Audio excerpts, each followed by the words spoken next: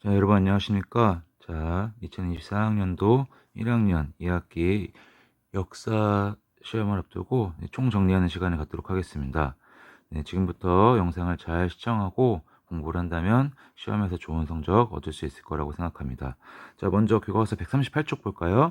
자, 교과서 138쪽. 자, 여기서는 내가 중요하다고 했던 게 뭐였을까?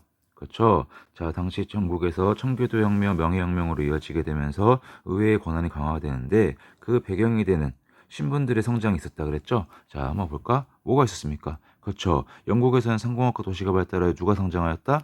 그치. 시민 계급이 성장하였다. 시민 계급이 성장하였고 농촌에서는 또 누가 성장하였습니까? 그쵸. 중소지주층인 젠틀이라고 하는 세력의 성장이 있었다는 거죠.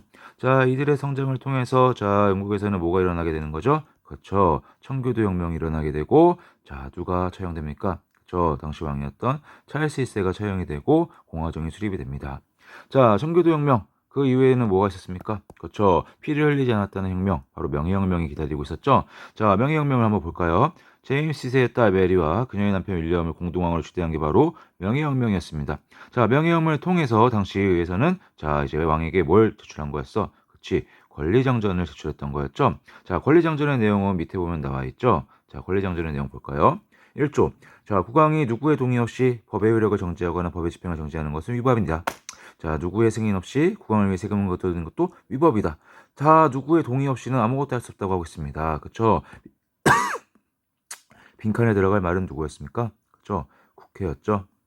아, 국회가 아니죠. 국회가 아니라 뭐였다? 의회였다.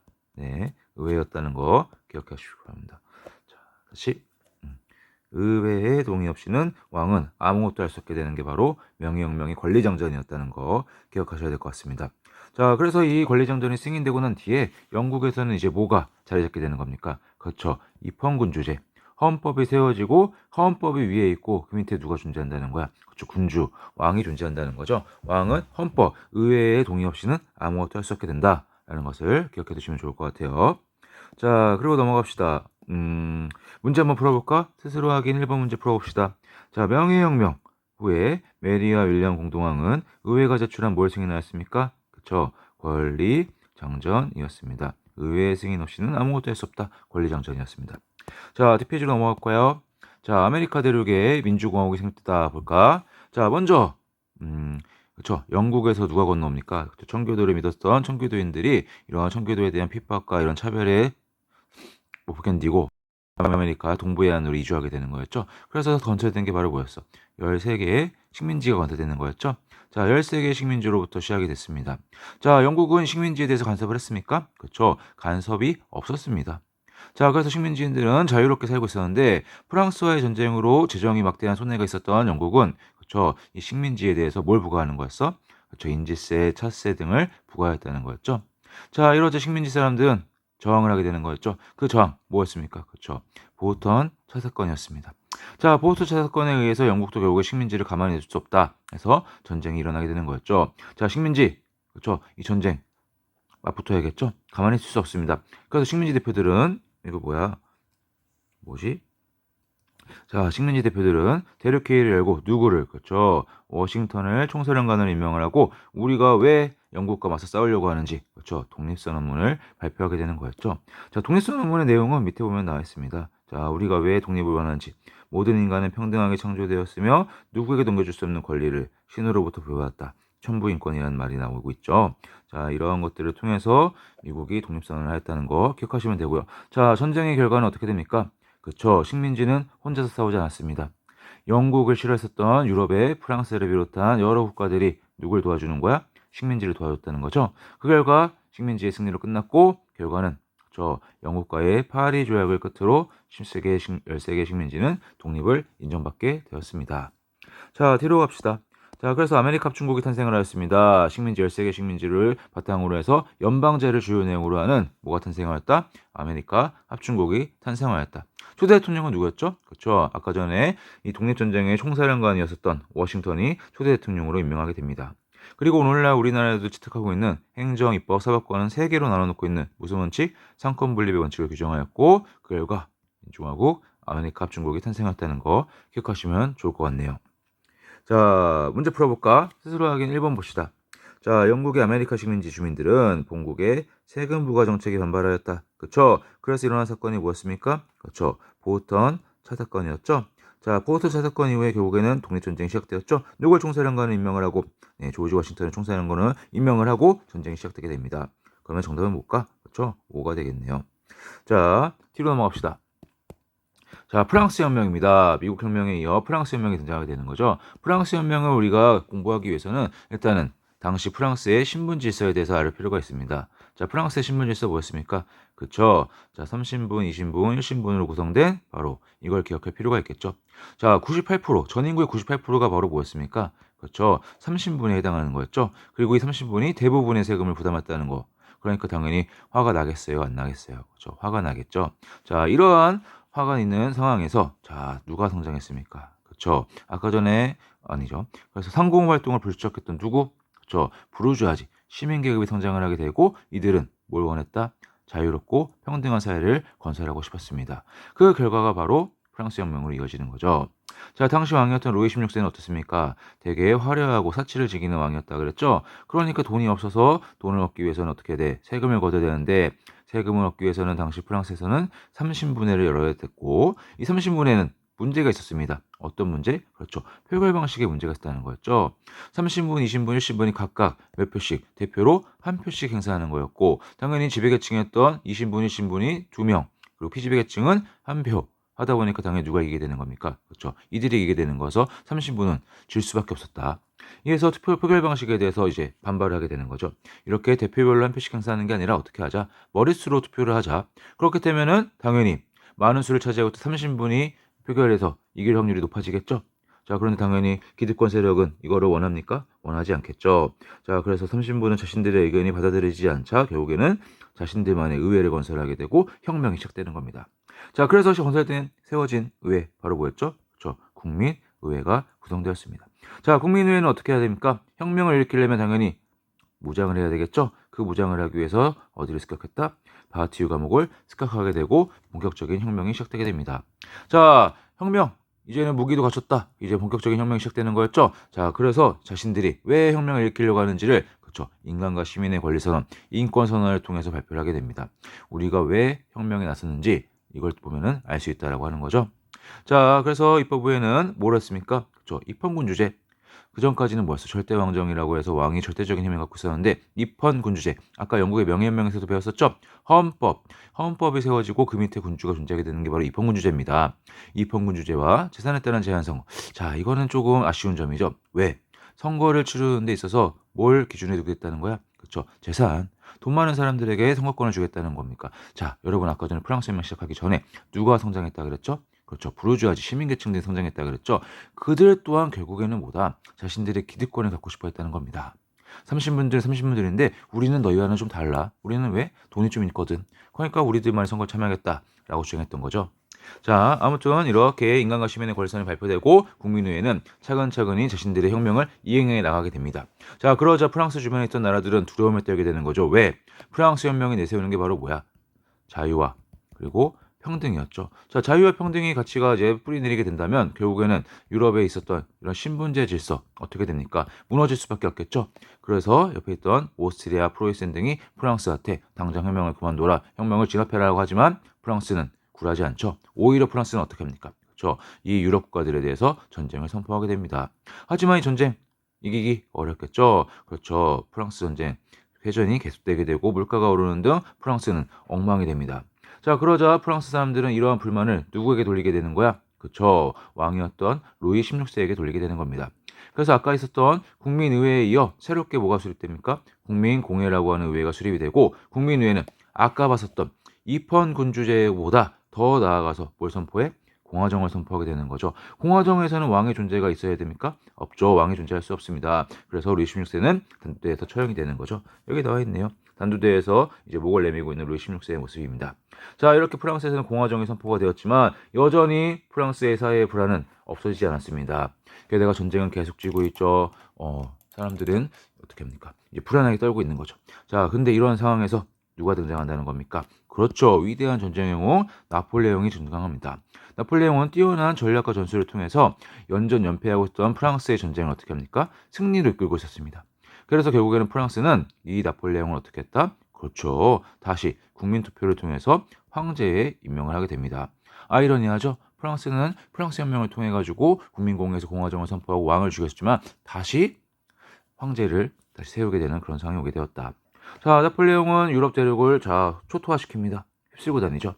프랑스의 이제 혁명의 기운을 다른 유럽에 전파시키게 됩니다. 어떤 게 퍼지게 되겠어요? 그렇죠. 자유와 평등 그리고 민족주의 이런 것들이 프랑스의 침략에 의해서 다른 대륙에 전파가 되게 되는데, 자, 누가 살아남았습니까? 그렇죠. 섬나라였던 영국은 어땠습니까? 프랑스의 위협으로부터 안전했다는 거죠. 자, 그러자 나폴레옹은 이 영국을 굴복시키기 위해 뭘 내세웠다? 그렇죠. 대륙봉쇄령을 내세웠다. 자, 옆에 나와 있네요. 자, 유럽 대륙의 어느 나라도 누구와 교역할 수 없다? 그렇죠. 영국과 교역할 수 없다는 게 바로 대륙봉쇄령인데, 이를 누가 거절해요? 그렇죠. 러시아가 이를 거부하게 되고 결국에는 나폴레옹은 어떻게 합니까? 러시아 원정에 나서게 되는 거였죠. 하지만 러시아의 초토화 정책과 초토화 전술과 그리고 추위, 겨울이 찾아오게 되면서 나폴레옹의 이 원정군은 실패하게 됩니다. 나폴레옹도 몰락하게 되고 프랑스 혁명도 여기서 막을 내리게 되는 거죠. 자, 나폴레옹의 몰락으로 프랑스 혁명은 멈추게 되지만, 자유와 평등 그리고 민족주의의 개념이 전 유럽에 확산되게 되는 계기가 되었다는 것을 기억하면 좋을 것 같습니다. 자, 뒤로 넘어가서는요. 자, 프랑스 혁명의 기본 이념을 밝힌 뭐에 대해서 나와 있습니까? 그렇죠. 인권 선언에 대해서 나와 있네요. 국민의회에서 우리가 왜 혁명을 일으키려고 하는지를 밝혔던 문서였죠. 자유. 여기도 보면 나와 있죠. 자유 그리고 평등. 그렇죠? 모든 주권은 누구에게 있다? 왕이 아니라 국민에게 있다라고 주장하는 게 바로 프랑스 혁명의 인권 선언이었습니다. 자, 뒤로 넘어가 봅시다. 문제 한번 풀어볼까요? 스스로 확인. 자, 스스로 확인 1번. 프랑스 혁명 과정에서 국민의회가 혁명의 기본 이념을 밝힌 문서는 뭐였다? 그렇죠. 방금 위에서 봤었던 인간과 시민의 권리선언, 인권선언이었습니다. 자, 뒤로 가봅시다. 자, 프랑스 혁명 이후의 상황이죠. 자, 프랑스의 침략에 영토도 일었었고 자유와 평등이 활발하게 전파가 되면서 신문 질서가 흔들리고 있었던 다른 유럽 대륙 국가들은 어떻게 하겠습니까? 그렇죠. 혁명 이전으로 돌아가고 싶겠죠. 어떤 혁명 이전으로 돌아가고 싶다? 그렇지. 바로 프랑스 혁명 이전으로 되돌아가고 싶어 합니다. 그게 바로 뭐였다고? 그렇죠. 빈 체제라는 거였죠. 자, 오스트리아에서 유럽에 있던 여러 국가들이 모이게 됩니다. 그리고 오스트리아 외무장관 누구 주도하에? 메테르니 주도하에 빈회의가 개최가 되고, 자, 중요하다. 유럽의 영토와 정치 체계를 언제 이전으로 되돌린다? 그렇죠. 프랑스의 혁명 이전으로 되돌린다. 바로 빈 체제가 형성되었다는 거 기억하시면 됩니다. 뒤로 넘어갑시다. 자, 프랑스에서는 이후에 프랑스 혁명 이후에 7월 혁명이나 이영 혁명을 통해서 선거권 확대라든지 이런 것들이 이제 논의가 되게 되는데, 이거는 그냥 지나가면 좋을 것 같아요. 자, 뒤에 넘어가서 영국의 자유주의 개혁을 볼까요? 자, 영국에서 자유주의 개혁 뭐와 관련해서 그렇죠. 선거권 확대와 관련해서 자유주의 개혁이 일어나게 된다는 거죠. 자, 영국에서는요. 선거법 개정을 통해서 자, 누구에게까지 그렇죠. 기존에는 선거권이 주어지지 않았었던 도시의 상공업 계층까지 선거권을 확대하였습니다. 하지만 이 선거권 확대에서도 누구는 선거권을 받지 못했다? 그렇죠. 새롭게 성장하고 있었던 이 노동자들의 선거권을 얻지 못했다는 거였죠. 그러자 노동자들도 우리에게 선거권을 부여해달라라고 주장을 하면서 무슨 운동을 일으켰다? 차티스트 운동을 일으켰다는 거죠. 자, 차티스트 운동에 관한 내용은 밑에 보게 되면은 정확히 나와 있습니다. 1차 선거법 개정에서 선거권을 얻지 못한 노동자들은 밑줄 1838년 21세 이상 모든 남자의 보통선거 등의 요구사항을 담은 인민헌장을 발표하였다. 자, 인민헌장의 내용은 여기 나와 있네요. 자, 성년 남자의 보통선거권을 보장해라. 무기면 비밀투표해달라. 그리고 의원의 재산 제한 제한을 폐지해달라. 그리고 인구 비례에 따른 평등 선거구를 설정해달라. 그리고 매년 선거를 실시해달라. 바로 인민헌장이었죠.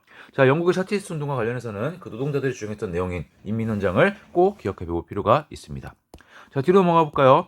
이탈리아의 통일과 독일의 통일. 아까 프랑스 혁명을 통해서 민족주의가 싹트기 시작한다 그랬죠? 그래서 이탈리아나 독일 같은 경우도 분열되어 있던 이 체제, 지역별로 나눠졌던 체제에서 하나의 나라를 형성하자라고 하는 그런 생각들이 등장하게 된다는 거죠. 그 과정에서 이탈리아도 누구였어? 사르데냐 왕국의 활약도 있었고 카보오르 가리발디 같은 인물들이 등장을 해서 이탈리아도 통일이 되는 거였고, 독일 같은 경우는 그렇죠. 프로이센의 재상이었던 누구 주도하에 그렇죠. 비스마르크 주도하에 독일의 통일이 달성되는 거였죠. 자, 비스마르크 한번 볼까요? 프로이센의 재상이었던 비스마르크는 오로지 뭘 통해서만이 그렇죠. 철회 정책을 통해서만이 통일을 이룰 수 있다고 주장했습니다. 뭐라 그랬어? 밖에서 떠드는 언론이나 다수결로 독일의 통일은 달성되지 않는다. 오로지 뭐를 통해서? 철과 피, 철회 정책을 통해서만이 독일의 통일이 달성될 수 있다고 주장했던 거였죠. 그래서 그 결과 비스마르크 주도하에 프로이센의 독일을 탄생시키는 거죠. 자, 뒤로 갑시다. 자, 뒤로 가면 미국이 다시 한번 나오네요. 그쵸? 아까 전에 미국 아메리칸 축구가 탄생했다고 했는데 그 이후에 남과 북으로 갈려져 가지고 서로 전쟁을 치르게 됩니다. 그 중요한 이유는 뭐였다? 그렇죠. 바로 노예제에 대해서 찬성하느냐 반대를 두고서 싸움이 생기는 거죠. 자, 한번 볼까요? 당시에 미국에서는요. 남부 지역은 면허와 담배를 재배 수출해야 되기 때문에 뭘 추구하였다? 그렇죠. 자유로운 무역과 노예제를 옹호하였습니다. 반면에 상공을 발달했던 북부는요. 공장의 상품을 생산하여 영국과 경쟁해야 되기 때문에 그쵸. 뭘 해야 되는 거야? 보호무역. 외국에서 들어오는 물건에 대해 관세를 매겨버리는 보호무역을 추구했다는 거죠. 또한 노예제도 반대를 했습니다. 자, 근데 계속해서 노예제를 해방해야 된다. 노예제를 폐지해야 된다고 주장했던 누가? 그렇죠. 북부의 링컨이 대통령으로 선출되는 일이 벌어지고 마네요. 자, 그러면 이제 뭐가 곧 현실화되는 겁니까? 그렇죠. 노예제는 폐지될 게 뻔해요. 그러니까 노예제를 찬성했던 남부의 7개 주는 이 미국 연방에서 어떻게 하는 겁니까? 탈퇴하게 되는 거죠. 이거를 북부의 링컨은 가만히 볼 수 없겠죠. 왜? 미국 연방의 힘이 약화되는 거니까. 결국에는 남북전쟁이 시작되고 마는 거죠. 자, 전쟁이 시작되고 나서 드디어 링컨은 뭘 선언합니까? 노예 해방을 선언하게 됩니다. 자, 이 노예 해방을 선언하게 되자 원래부터 이 남북전쟁에서는 누가 우세했습니까? 자, 밑에 있는 이 표를 보면 알 수 있듯이 북부가 인구나 자원 면에서 훨씬 우세했어요. 게다가 노예 해방을 선언하니까 남부에 있던 노예들이 어떻게 합니까? 대탈출 러시를 이제 하게 되는 거죠. 그래서 결국에는 전쟁은 어디로? 그렇죠. 북부로 승리가 기울게 되고 마지막 게티즈버그 전투를 끝으로 북부의 승리로 막을 내리게 됩니다. 자, 뒤로 가볼까요? 자, 남북전쟁이 그치게 되면서 미국은 세계 최대 공업국으로 성장할 수 있게 됩니다. 그 배경을 한번 볼까요? 먼저 첫 번째, 전쟁 물자의 생산을 위해서 뭐가 발전하였다? 중공업이 발전하였다. 두 번째, 자, 이러한 중공업이 발전하게 되면서 생산한 물건들을 어떻게 해야 됩니까? 이동시켜야 되겠죠? 자, 운반하는데 뭐가 반드시 필요합니까? 그렇죠. 철도가 필요하다. 그러면 자연스럽게 철도가 깔리기 시작하네요. 이 철도의 깔림이 뭐로 나타나는 겁니까? 그렇죠. 동과서를 이어주는 대륙횡단철도의 개통으로 이어지게 되는 거였죠. 아무튼 자, 중공업이 발전하고 철도가 가이게 되면서 그렇죠. 그동안 개발이 덜 되었던 서부 개척이 가속화되기 시작합니다. 자, 또한 정부는 어떻게 됩니까? 한창 성장을 하기 위해서 어떤 정책을 펼쳤다? 그렇죠. 우리 산업을 보호하기 위해 외국 물건에 대해서 관세를 높이는 보호무역 정책을 실시하게 됩니다. 그리고 또한 노동력이 중요하죠. 그래서 적극적인 이민 정책을 통해서 풍부한 노동력 확보해서 저렴한 인건비를 통해서 물건을 생산하게 되는 거죠. 저렴한 인건비가 들어갔다 보니까 물건의 가격은 어떻게 됐습니까? 물건의 가격은 낮아질 수밖에 없죠. 그렇죠? 밖에서 수출하는 데 있어서 경쟁력을 확보할 수 있게 됩니다. 자, 대륙횡단철도의 개통으로 대규모 시장이 형성되는 것도 볼 수가 있고요. 또한 철도가 뭘 가져오게 되는 겁니까? 그렇죠. 철도를 깔기 위해서는 당연히 철 생산이 반드시 필요하죠. 철강과 기계 산업의 발달도 이어지게 되고 그 결과 19세기 말에 세계 최대 공업국은 어디입니까? 그렇죠. 바로 미국이 되는 거죠. 기존의 영국은 이제 미국한테 이제 뒤처지게 됩니다. 자, 뒤로 가볼까요? 자, 뒤에 라틴 아메리카의 독립. 자, 라틴 아메리카 같은 경우는 우리가 1학기 때 배웠었죠? 아닌가? 1회고사 때 배웠었나요? 유럽에서 신학로 개척이 시작이 되면서 유럽에 있는 나라들이 남아메리카를 식민 지배하기 시작한다고 했었는데 그 식민 지배당했던 나라들도 독립을 하기 시작한다는 겁니다. 한번 그냥 봐두시면 좋을 것 같네요. 자, 스스로하기 문제 2번 문제 한번 풀어볼까요? 자, 영국의 노동자들은 인민헌장을 발표하고 무슨 운동을 전개했다? 노동자들 뭘 요구했습니까? 선거권을 요구했죠. 그전에 상공업계층에까지 선거권 확대가 되었는데 노동자들은 제외가 되었고 이에 불만을 그렇죠. 이 무슨 운동을 통해서 차티스트 운동을 통해서 전개하였다는 거 기억하십시다. 자, 뒤로 갑시다. 자, 교과서 154쪽. 영국에서 산업혁명이 시작되네요. 자, 영국에서 산업혁명이 왜 하필이면 영국에서 먼저 일어났다? 그 배경을 우리는 알아둘 필요가 있다고 했습니다. 첫 번째, 명예혁명 이후에 영국에서는 뭐가 안정이 되었다? 그렇죠. 정치가 안정되었다. 명예혁명 이후에 정치가 안정되어서 경제발전에 힘쓸 수 있다는 거였죠. 두 번째, 농촌에서 인클로즈 운동이 일어납니다. 인클로즈 운동으로 일거리 잃은 농민들이 자연스럽게 어디로 흘러들어오게 된다? 도시로 흘러들어오게 되고 그들은 도시에 있는 공장에 뭘 제공합니까? 그렇죠. 값싼 노동력을 제공하게 되는 거였죠. 또한 공장에서 물건 생산하기 위해서는 원재료가 필요한데 영국은 뭐가 풍부하였다? 천연자원이 풍부하였다는 거고요. 또한 생산한 물건을 팔 수 있는 시장이 필요하죠. 자, 그렇죠. 영국은 넓은 식민지를 확보하고 있었기 때문에 그 물건을 팔 수가 있었다라는 것을 알아두면 되겠죠. 자, 이런 산업혁명의 시기에 기술과 교통수들의 엄청난 발전이 있게 되는 거였죠. 자, 산업혁명. 그냥 이거 상식적으로 우리가 알아둬야 되는데 자, 산업혁명은 어디서 시작되었다? 그렇죠. 면직물 공업에서 시작이 됩니다. 면직물이 뭐야? 면화를 통해서 실을 짜가지고 그 실을 가지고서 이제 면제품 옷을 만들게 되는 거였죠. 자, 여기 시작이 돼서 기계가 발명이 되는 겁니다. 아무튼 중요한 건 이 시기에 어떠한 인물이 어떠한 발명품을 만들어서 인류에 있어서 편리를 가져다 주게 되는지를 우리가 알아둘 필요가 있다는 거였죠. 먼저 첫 번째 제임스 와트 뭡니까? 제임스 와트의 증기 기관이 등장을 하였다는 거였죠. 이 제임스 와트의 증기 기관을 이제 어떻게 하는 겁니까? 스티븐스는 증기 기관차로 만들게 되는 거고 폴터는 증기선을 만들게 되는 거였죠. 자, 다시 한번 제임스 와트의 증기 기관을 동력으로 사용한 스티븐슨의 증기 기관차 그리고 폴턴의 증기선 알아둡시다. 자, 밑에 문제 볼까요? 스스로 확인 1번. 자, 스스로 확인 1번에 봅시다. 자, 산업혁명은 미국에서 가장 먼저 시작되었다. 맞습니까? 아니죠. 정답은 X입니다. 어디서 먼저? 영국에서 시작되었다. 영국에서 먼저 시작될 수 있었던 배경 4가지 꼭 기억해 둡시다. 자, 뒤로 가볼까요? 자, 자본주의, 산업혁명이 시작되면서 사유재산의 가치를 인정을 하는 바로 자본주의 체제가 더욱더 한층 발달하게 되는 거였죠. 자, 이 과정 속에서 산업혁명의 결과 우리에게 풍요로움도 가져다 주지만 우리에게 어두운 측면도 가져오게 된다. 먼저 빛을 볼까요? 산업혁명의 결과 우리에게 뭘 가져다 줍니까? 그렇죠. 대량 생산이 가능해져 사람들의 생활이 어떻게 된다? 풍요로워졌고요. 교통과 통신이 발전하면서 지역 간의 교류가 어떻게 됩니까? 그렇죠. 활발하게 이루어지게 됩니다. 자, 또한 이런 새로운 기술과 경제의 발전은 우리의 삶을 어떻게 해줘요? 편리하게 만들어줬죠. 하지만 문제점이 뭐다? 빈부의 격차는 더욱더 커져가게 됩니다. 이러한 빈부격차가 더욱더 커짐에 따라 어떤 세상이 등장하는 거였어요? 그렇죠. 사유재산을 부정하는 평등사회 건설을 원하는 사회주의 사상이 등장하는 거였죠. 사회주의 사상의 대표적인 사람이 바로 누구였습니까? 그렇죠. 바로 마르크스였죠. 자, 마르크스는 자기가 집필한 자본론이라고 하는 책에서 뭘 주장하였다? 자, 자본주의 사회는 필연적으로 어떻게 된다? 무너질 거다. 그리고 노동자가 주의되는 무슨 사회? 사회주의 사회가 건설될 것이라고 주장했다는 거였죠. 그 되게 이상적인 세상이었죠. 그래서 한때 사회주의가 이제 막 열풍을 부리는 시기도 있었습니다. 하지만 어땠습니까? 이상과 현실은 달랐다는 거였죠. 사회주의에서 이상적으로 생각했던 공유하고 함께 나누는 이러한 것들은 그렇죠? 생산량의 급감을 가져오게 되고 결국 자본주의 승리로 막을 내리게 되는 거죠. 자, 스스로 확인 볼까요? 2번 문제 한번 봅시다. 산업혁명으로 사람들의 삶이 윤택해졌어. 그렇죠. 자, 빈부의 격차가 극하게 줄어들었습니까? 아니었죠. 아까 뭐라 그랬어? 빈부의 격차는 더욱더 커져만 간다고 했죠. 자, 뒤로 가봅시다. 자, 여기 가게 되면은 자, 누가 나와 있습니까? 아까 전에 여기서 제임스 와트의 증기기관이 등장을 하고 스티븐슨의 증기기관차 폴턴의 증기선이 있었죠. 자, 장거리 전화를 시험하는 누가 등장합니까? 벨이 있네요. 벨, 링마이 벨. 자, 그리고 백열등을 누가 만들었다? 에디슨이 만들었다는 거였죠. 자, 여기까지 한번 같이 봐주세요. 자, 뒤로 가게 되면은 산업혁명의 그늘에 대한 설명이 나와 있네요. 자, 그림만 봐도 어떻습니까? 되게 참혹하고 뭔가 암울한 느낌이 들고 있는 거였죠. 당시 산업혁명 당시 도시에서는 어떤 일이 일어났냐? 그렇죠. 사람들이 너무 몰려들게 되면서 주택과 화장실의 부족, 그리고 상하수 시설의 마비로 인한 전염병, 미비로 인한 전염병이 유행을 했고 환경오염 등 여러 가지 사회 문제들이 나타났다는 거죠. 자, 아동노동에 실태해가지고 당시 어린 아이들도 유치원에 가서 뛰어놀 나이에 공장에 가서 일했다는 것을 우리가 볼 수가 있었습니다. 자, 그럼 산업혁명 이후에 뭐가 등장합니까? 그렇죠. 자본주의 산업 생산을 계속 발전시키기 위해서는 군사력을 앞세워서 경쟁적으로 팽창정책, 다른 나라를 침략하고 식민지로 만드는 무슨 주의? 제국주의가 확산이 되게 됩니다. 제국주의. 뒤로 넘어갑시다.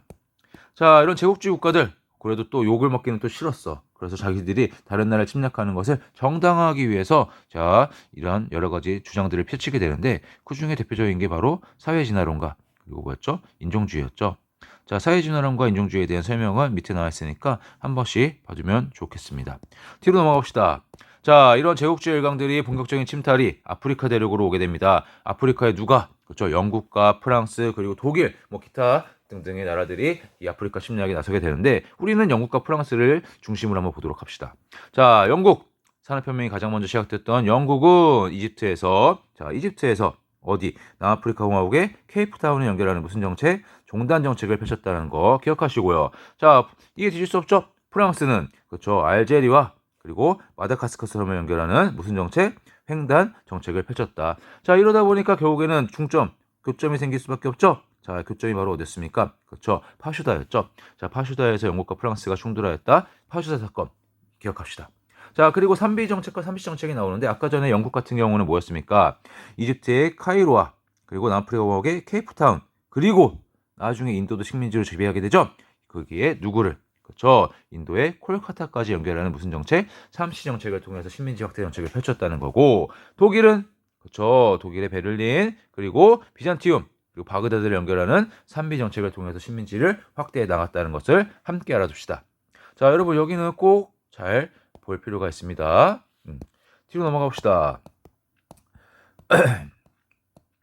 자, 스스로 확인 1번 문제 한번 풀어볼까요? 19세기의 유럽 국가들은 유럽 국가들과 미국은 원료 공급지와 원료를 취할 수 있는 그 공급지와 상품을 판매할 수 있는 시장을 확대하기 위해 군사력을 앞세운 대팽창을 시도했습니다. 이를 우린 뭐라 그랬죠? 그렇죠. 제국주의라고 한다고 했습니다. 뒤로 넘어갑시다. 자, 서아시아와 인도의 국민국가 건설 운동해가지고 오스만 제국의 쇠퇴, 그리고 뒤로 넘어가게 되면은 서아시아의 와하브 운동, 그리고 이란의 담배 불매 운동, 그리고 이집트에서 수에즈 운하의 건설 등이 나오는데요. 한번 그냥 봐두시면 좋을 것 같네요. 뒤로 넘어가서 우리는 168쪽을 봅시다. 168쪽에 아프리카의 저항 운동이 나와 있죠. 자, 19세기 말 아까 전에 봤었죠. 영국, 프랑스, 독일 등등이 종단 정책, 횡단 정책 해가지고 아프리카 침략해 나섰잖아. 자, 근데 그 와중에서도 누구는 그렇죠. 에티오피아와 어디만은 아이고 이런 꺼졌네요. 자, 다시 넘어갑시다. 자, 잠시 쉬어가는 시간을 갖도록 하죠. 예. 너무 빠른가요? 예. 빨리 해서 끝내기 위해서 조금 하고 진행하고 있습니다. 자, 다시 어디였죠? 한참 뒤로 가야 되나요? 자, 뒤로 갑시다. 어디야? 나오지가 않네. 사회주의 세상까지 했었고, 제국주의 일각의 아프리카 침탈했었고, 그렇죠. 여기 서아시아의 이런 와하브 운동, 담배 불매 운동, 이집트의 수에즈 운하까지 봤었고, 그렇죠. 아프리카의 저항 운동을 하고 있었네. 아프리카의 저항 운동. 자, 누구만이 이러한 서구 열강의 침략에서 살아남을 수 있었다. 그렇죠. 에티오피아와 라이베리아였습니다. 자, 그렇다면 에티오피아 여기 나와 있네요. 에티오피아는 어떻게 이 침략에서 독립을 유지할 수 있었을까? 보자. 에티오피아는 이탈리아의 침략을 격퇴하고 독립을 유지했다는 거였죠. 자, 어떻게 에티오피아의 누구 때? 메넬리크 2세 때 미리 철도와 도로도 건설하고 서양 무기도 들어와서 군대를 개혁하는 등의 근대화 정책을 추진했다는 거죠. 그래서 이탈리아군과 벌인 아두아 전투에서 대승을 거두게 되고 독립을 유지할 수 있었다. 기억해둡시다. 자, 이탈리아 침략으로부터 독립을 유지했던 나라, 그렇죠. 에티오피아였습니다. 뒤로 가봅시다. 자, 이번에 인도로 갈까요? 자, 인도. 자, 우리가 한번 인도는 영국의 식민 지배를 받게 됩니다. 예, 영국의 식민 지배. 자, 어떻게 식민 지배에서 하게 되느냐? 자, 영국의 산업혁명이 발생하면서 여러분, 면직물 산업에서 먼저 시작되었다 그랬죠. 아까 전에 제니의 방적기나 이런 걸 통해서 실을 짜내게 되고 면납 제품을 만들어낸다 그랬잖아요. 기존의 면 제품은 간의 수공업 형태로 만들어냈습니다. 자, 사람이 손으로 일일이 만들다 보니까 물건의 값이 어때요? 비쌌죠. 하지만 영국에서 산업혁명을 통해서 공장에 돼서 대량으로 생산하게 되니까 어떻습니까? 간의 수공업 형태로 생산한 면직물은 공장에 생산한 면직물에게 게임이 안 되는 거죠. 가격 면에서 경쟁력을 잃게 됩니다. 그러다 보니까 이 면화, 자, 밑에도 나와 있는데, 자, 면직물 산업에서는 원래 세계 넘버원 국가가 어디였다는 거야? 그렇죠. 인도였다는 겁니다. 자, 여기도 나와 있죠. 한번 봅시다. 산업혁명 전까지 인도는 세계에서 가장 큰 면직물 수출 국가였다. 하지만 영국에서 대량으로 면직물이 생산되게 되면서 인도의 면직물 산업은 어떻게 됐다? 폭망하게 됩니다. 폭망하게 돼요. 그러면서 자연스럽게 이 영국의 동인도 회사가 들어와서 인도를 이제 잠식하게 되는 거죠. 자, 그 과정에서 어떤 일이 벌어집니까? 그렇죠. 면직물 제품을 생산하지 못하니까 일거리를 잃은 대부분의 사람들 생겨나겠죠. 자, 이 사람들은 이제 굶어 죽을 수는 없습니다. 자, 이때 동인도 회사가 접근하는 거죠. 영국에 접근합니다. 야, 너네 굶어 죽을 거야? 그러지 말고 우리들을 위해서 용병으로서 일하지 않을래? 해서 뭐로서 일하게 되는 거야? 그렇죠. 세포이로서 이제 용병으로서 활약을 하게 됩니다. 자, 근데 이 세포이들이 이제 불만이 터져나오게 되는 사건이 벌어지게 됩니다. 자, 당시에는 탄약을 장전하기 위해서는 탄약 주머니를 뜯었어야 되는데 그 탄약 주머니에 뭐가 칠했었다는 겁니까? 그쵸, 소기름과 돼지기름이 칠했었다는 겁니다. 인도는 여러분 종교의 나라라고 할 수 있죠? 자, 당시 인도인들은 대부분이 뭘 믿었습니까? 그쵸, 힌두교와 그리고 이슬람교들을 믿었다는 거였죠. 자, 근데 소기름과 돼지기름 발랐다는 것은 이 인도인들을 무시하는 행위였다는 거였죠. 종교를 탄압하는 행위였다는 겁니다. 그래서 세포이들이 들고 일어나게 되고 이 세포이 항쟁을 계기로 해서 인도에서의 민족운동이 일어나게 됩니다. 자, 세포이 항쟁 한번 봐두시기 바랍니다. 자, 뒤로 넘어가 볼까요? 뒤로 넘어갑시다. 스스로 확인 1번 문제 풀어봅시다. 영국의 침략과 수탈에 시달린 인도에서는 불만이 있었지만 참고 있었다. 하지만 세포이들의 불만이 터지게 되는 사건이 있었죠? 그 결과 무슨 항쟁이 일어났다? 세포의 항쟁이 일어났다. 기억하시면 좋을 것 같네요. 자, 드디어 마지막 단원입니다. 동아시아의 국민국가 건설 운동이다. 중국 그리고 한국, 일본이 다 서구 열강 제국주의 국가들을 침략해서 결국 근대화의 시작이 됩니다. 자, 먼저 중국을 볼까요? 중국은 영국의 침략을 받게 됩니다. 영국이 중국을 왜 침략하게 됩니까? 그렇죠. 기존의 무역에서 있어서 영국은 중국 청나라에 대해서 막대한 무역 적자를 보고 있었다. 자, 여기 그림에도 나와 있죠. 자, 이 삼각무역해서 이 그림을 내가 꼭 보라고 했었습니다. 자, 영국은 청나라부터 차, 비단, 도자기 등을 엄청나게 수입했는데 청나라는 영국의 물건을 삽니까 안 삽니까? 안 사는 거죠. 그래서 영국은 기발한 생각을 떠올립니다. 인도, 식민 지배였던 인도에서 아편을 재배해서 어디로 흘려보내는 거야? 그렇죠. 청나라로 흘려보내는 거죠. 자, 그래서 청나라 사람들이 대부분이 아편에 중독되게 되는 거였죠. 그래서 청나라는 비싼 돈을 주고 아편을 수입하게 됩니다. 그럼 청나라는 아편을 샀으니까 은을 인도에게 줘야 되고 인도로 흘러갔던 은은 자연스럽게 어디로 간다? 영국으로 흘러가게 된다는 게 바로 삼각무역이었죠. 아무튼 청나라에서는 이 아편 중독에 대한 심각성을 인지하게 되고 아편을 몰수해서 없애버리는 거였죠. 그러자 영국이 우리의 사유재산을 건드렸다는 이유로 청나라를 쳐들어오게 되고 뭐가 시작되었다? 아편전쟁이 시작되었다. 아편전쟁의 결과는 뭐였습니까? 그렇죠. 영국의 승리였습니다. 영국의 승리를 통해서 청나라도 뭘 목격했습니까? 저 서양 놈들이 엄청난 군사력, 막강한 군사력에 대해서 알게 된 거죠. 우리도 여기서 멈출 수가 없다. 우리도 저들을 따라가야겠다라고 해서 청나라에서는 뭐가 일어난다? 양무운동이 일어나게 됩니다. 양무운동의 가치가 뭡니까? 양무운동 한번 볼까요? 자, 중국의 전통과 가치를 근본으로 하고 다시 또 에러가 났네요. 자, 뭐였다? 자, 양무운동. 자, 본체, 중체서용의를 바탕으로 한다 그랬죠? 중체서용 뭡니까? 중국의 몸은 그대로 두는 거야. 사상, 이념, 가치관, 교육 이런 것들은 다 그대로 두는 거였죠? 그대로 두고 우리는 뭐만 취하겠다. 이 서양 놈들의 뛰어난 기술력만 받아들이겠다 하는 게 바로 양무 운동이었다는 거였죠. 자, 그래서 양무 운동을 통해서 중국도 근대화에 나서게 됩니다. 자, 양무 운동에 대해서 알아두시고요. 자, 뒤로 넘어가서 자, 어디로 가야 되느냐? 자, 스스로 하기 1번.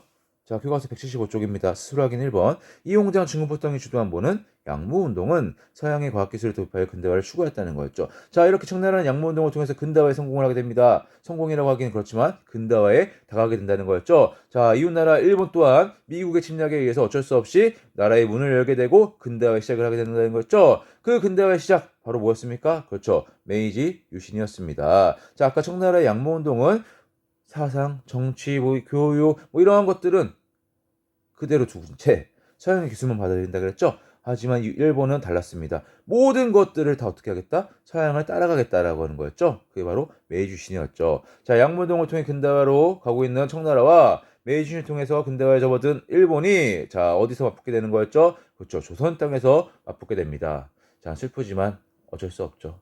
자, 조선은 왜냐면 근대화가 늦었어요. 그런 늦은 상황에서 이 조선에 대한 지배권, 영향력 행사를 두고서 청나라와 일본이 맞붙게 됩니다. 기존의 조선에 대한 영향력 행사했던 나라는 어디였습니까? 그렇죠. 병자호란 이후에 조선에 조공을 받고 있었던 청나라였죠. 그 청나라를 밀어내고 누가 새롭게 오고 싶어 하는 겁니까? 그렇죠. 일본이 조선에 대해서 영향력을 확대하고 싶어 했고 결국 청나라와 일본이 맞붙게 되었다. 그 전쟁이 바로 뭐였습니까? 그렇죠. 청일 전쟁이었습니다. 청일 전쟁에서는 그렇죠. 양무운동과 메이주신 어떤 게 성공적이었는지를 판가름할 수 있는 무대였죠. 자, 누구의 승리로 끝납니까? 일본의 승리로 끝나게 됩니다. 자, 이로써 양무운동은 실패했구나. 메이주시는 성공적이었구나 우리가 알 수 있게 되는 거였죠. 그리고 정전쟁의 결과 시모노세키 조약을 맺게 되는 거였는데 시모노세키 조약에서 대표적인 내용이 바로 뭐냐? 중국의 청나라의 야오동반도와 타이완을 일본에게 넘기는 거였습니다. 근데 당시에 남하 정책을 펼치고 있었던 러시아가 친구였던 프랑스, 독일을 데리고 와서 일본을 협박하는 거였죠. 야, 일본 너네 그거 가지고 가지 마. 청나라한테 돌려줘. 라고서 이제 다구를 까게 됩니다. 바로 그게 뭐였다? 삼국 간섭이었죠. 그 삼국 간섭에 의해서 어쩔 수 없이 일본은 이때 차지했던 땅들을 토해내게 되는데 당연히 화가 날 수밖에 없겠죠. 그래서 그 화를 나중에 어디서 터뜨리는 거야? 그렇죠. 러일 전쟁에서 터뜨리는 거였죠. 자, 러시아 또한 남하 정책을 펼치게 되면서 한반도에 영향력을 행사하려고 합니다. 자, 청나라를 몰아내고 한반도에서 영향력을 행사하려고 했었던 일본 가만히 볼 수 없죠. 그래서 이 러시아와 일본이 맞붙게 됩니다. 러일 전쟁이었죠. 러일 전쟁에서는 자, 이 그림을 통해서 알 수 있지만 모든 사람들이 다 러시아의 승리를 예상했습니다. 하지만 예상은 깨지고 말았죠. 누구의 승리로 끝났다? 일본의 승리로 끝나게 되고 일본은 포츠모스 조약을 맺고 드디어 한반도에 대해서 독점적인 이런 이권을 확보하게 된다는 거 알아두실 필요가 있습니다. 자, 밑에 볼까요? 수술하기 2번. 일본은 무슨 전쟁의 결과 포츠머스 조약을 맺었다? 그쵸. 러일 전쟁의 결과 포츠머스 조약을 맺고 만주와 한반도에 대한 이권을 이제 확보하였습니다. 자, 이제 남은 한 나라 어디였습니까? 조선이죠. 조선은 다른 청나라나 일본과 다르게 우리의 이웃 나라인 일본에 의해서 문을 열게 됩니다. 그전에도 프랑스나 미국의 침략이 있었지만 이거를 어찌어찌 해서 다 버텨냈어요. 그리고 나서 이제 일본의 침략이 있는 거죠. 자, 일본 미국한테 당한 그대로를 강화도에 와서 똑같이 해버리죠. 그 결과 조선은 강화도 조약을 맺게 되는데 강화도 조약, 자 이거는 그냥 지워버릴게요.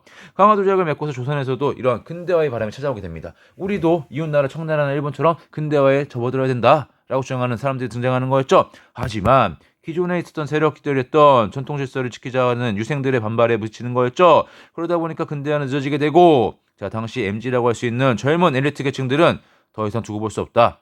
이대로만 가면 우리의 나라 발전은 있을 수가 없다 해가지고 뭘 일으킵니까? 급진적인 개혁 정책을 내세운 정변을 일으키게 되는 거였죠. 자, 다만 이 갑신정변은 누구의 도움을 받으려고 했다? 그렇죠. 이들이 추구했었던 메이주신을 따라가기 위해서 일본을 지원을 받았다는 거였죠. 하지만 결국 누구의 개입으로? 청나라의 개입으로 실패하고 말았다. 아직까지는 청일전쟁이 벌어지기 전이기 때문에 조선에서는 누구의 이런 우위가 있었다는 겁니까? 청나라의 우위가 있었다는 거였죠.